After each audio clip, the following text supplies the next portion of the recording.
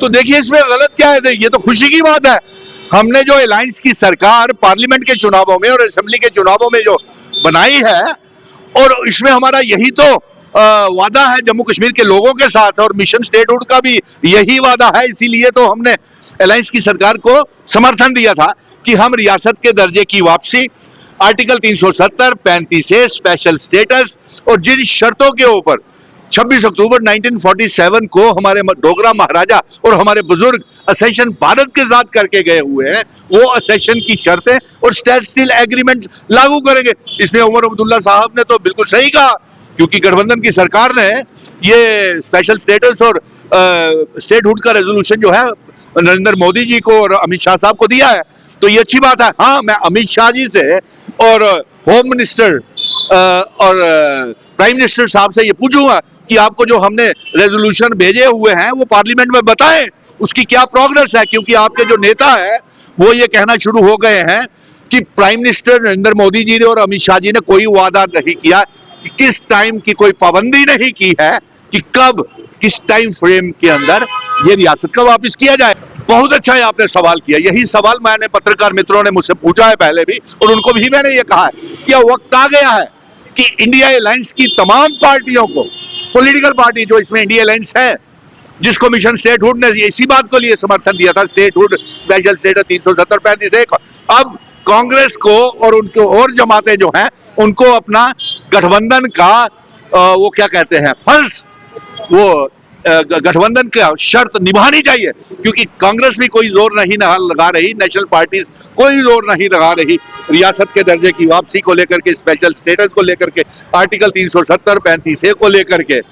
तो ये गलत बात है, और ऊपर से भारतीय जनता पार्टी तो 370, 35A को लेकर के अपनी सरकारें बनाती चली जा रही है, भेजती चली जा रही है। और मैंने ये पहले ही कह दिया है कि आप पत्रकार मित्र मुझसे ये पूछ रहे थे कि राज्यसभा के चुनाव हो रहे हैं,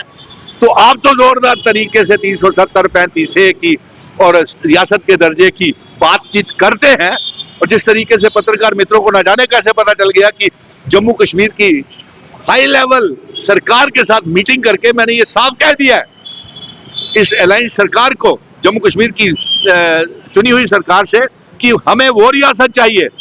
जो 26 अक्टूबर 1947 को जिस शर्तों के ऊपर स्टैंड स्टिल एग्रीमेंट और असेशन की शर्तें महाराजा हरि सिंह जी करके गए। नंबर 2, हमें आर्टिकल 370, 35A और स्टेट सब्जेक्ट सिस्टम, और साथ में हमें जम्मू कश्मीर को इकट्ठा करके, लद्दाख को इकट्ठा करके एक रियासत बनाने का किया है। अब ये देखिए जम्मू कश्मीर को, अब आपने बिल्कुल सही सवाल किया है कि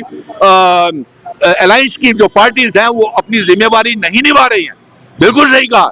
आज पत्रकार मित्रों में आपको बताऊं कि जम्मू कश्मीर की आइडेंटिटी, कल्चर, डेमोग्राफी और इतिहास के लिए बहुत बड़ा खतरा है। मैं उमर अब्दुल्ला साहब से कहूंगा कि पहले इन्होंने जम्मू की जमीनें और फ्लैट्स बाहर के लोगों को, सिटीजन्स ऑफ इंडिया को दे दिए, हाँ, और अब कश्मीर में 30 टाउनशिप्स बनाई जा रही हैं,